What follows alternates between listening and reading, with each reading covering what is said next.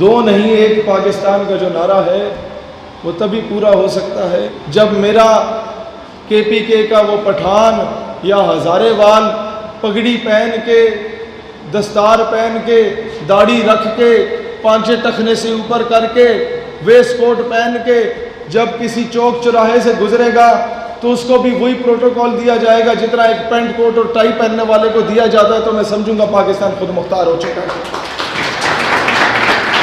وہی شہید سیالوی جب چھترالی ٹوپی پہن کے پٹھانوں کا حلیہ اختیار کر کے جب چوکی سے گزرتا ہے تو پوچھا جاتا ہے کہاں سے آئے ہو، کہاں گئے ہو، لیکن وہی شہید سیالوی جب پینٹ کوٹ پہن کے اینکے لگا کے جاتا ہے تو خواہ میں سلوٹ بھی مار دیتے ہیں کہ صاحب جا رہے ہیں۔ تو اقبال یہی تو روتے تھے، یورپ کی غلامی پہ رضامند ہوا تو، مجھ کو گلا تجھ سے ہے یورپ سے نہیں ہے۔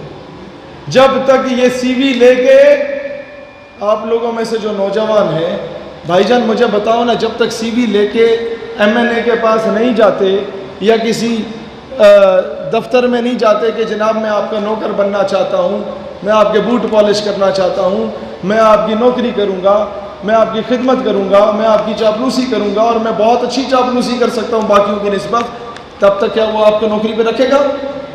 نہیں رکھے گا نا۔ تو جب تک خود جا کے بیٹیوں کی دلالی نہیں کرو گے تب تک امریکہ بھی تمہیں اپنا غلام نہیں بنائے گا۔ یورپ کی غلامی پہ رضامند ہوا تو، مجھ کو گلا تجھ سے ہے یورپ سے نہیں ہے۔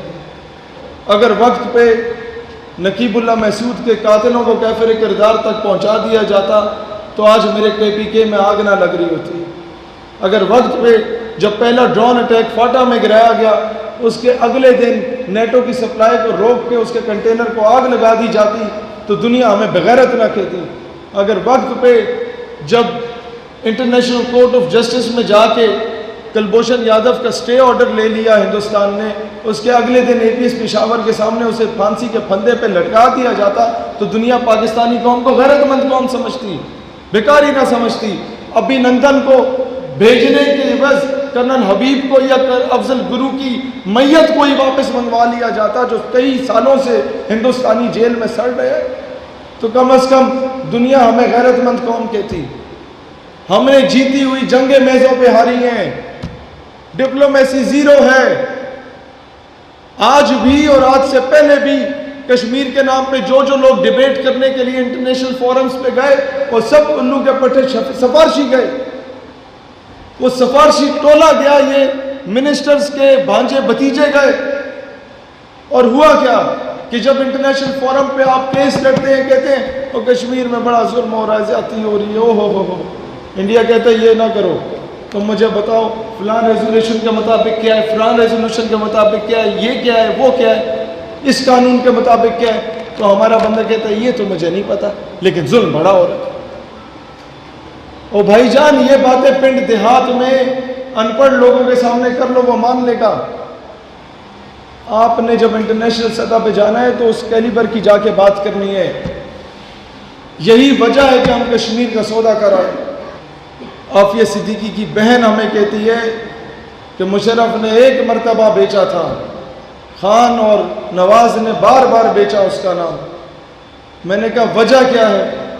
خان تو سنسیئر ہے، کہتی ہے خان کے وزراء شاہ محمود قریشی ٹائپ کے لوگ ہمیں خان تک پہنچنے نہیں دیتے اور ہمیں یہاں تک کہا گیا شاہ محمود قریشی کی جانب سے کہ آپ نے آئندہ میرے دفتر میں قدم نہیں رکھنا۔